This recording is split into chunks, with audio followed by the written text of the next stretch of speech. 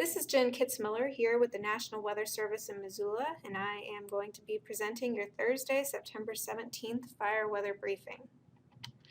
So to get things started off, I have a loop of both water vapor and radar imagery that's current as of this morning, September 17th.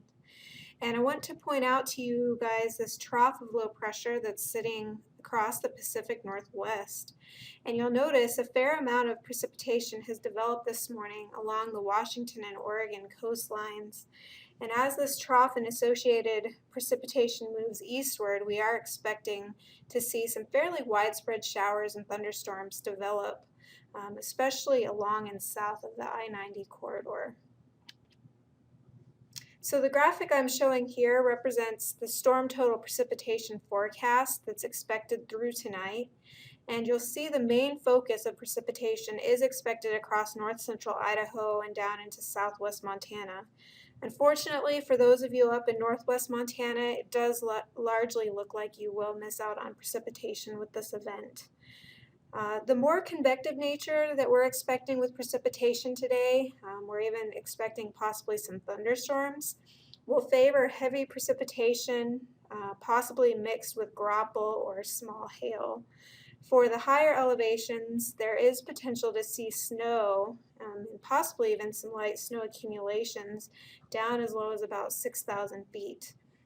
One thing I want to stress with these precipitation amounts that are forecasted here is that they could actually end up being higher than what's shown if you end up under a heavier cell or a heavier thunderstorm. One thing to keep in mind for those recent burn scars out there, there is potential to have some issues with debris and erosion later today if you do end up under one of those heavier convective cells. As we get into Friday and Saturday, we are expecting a general warming and drying trend to begin and last well into the weekend as the trough that we were previously looking at moves out of the region and generally westerly flow sets up. And you can see that represented here in this image by the yellow lines showing that westerly flow. Friday will likely see some lingering clouds and possibly even some morning fog or low stratus. But we are expecting that to largely start to decrease by Friday afternoon. One thing to keep in mind for Saturday, we may start seeing a little bit of an increase in afternoon winds, mainly from the west-southwest direction. On Sunday, southwest to west winds are expected to further increase and become breezy across the region as the flow becomes even more westerly aloft. And you can see on this image, the white wind barbs are representing the wind speeds. So the strongest winds are currently expected across the exposed higher terrain of northwest Montana, especially near the Continental Divide and in Glacier National Park. And we could even see some gusts up to about 50 miles per hour, again on those exposed ridges. Elsewhere, winds of generally 20 to 30 miles per hour are expected.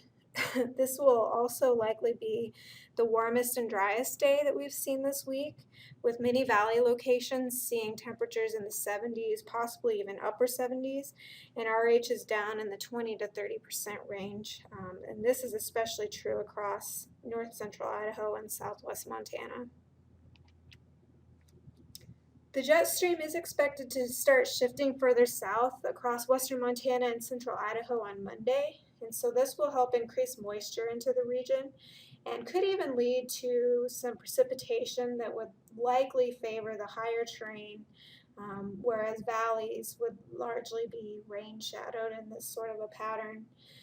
Current forecast models are keeping the heaviest precipitation further north into Canada, as you can see in this image, with the precipitation being represented by the blue and green colors. However, there have been some recent model runs that depicted some of this moisture further south, so there is a fair amount of uncertainty with the forecast come Monday. Nevertheless, I think it's wise to expect some increase in clouds, some light showers, and slightly cooler temperatures, especially across northwest Montana. And one other thing to keep in mind on Monday, this would continue to be a fairly windy pattern, so those westerly winds would likely continue. So that's all I have for today. Thanks for joining us. We are planning on having the next fire weather briefing this Sunday, which is September 20th. And as always, in the meantime, feel free to give us a call if you have any questions or need any additional assistance. Thanks and enjoy your day.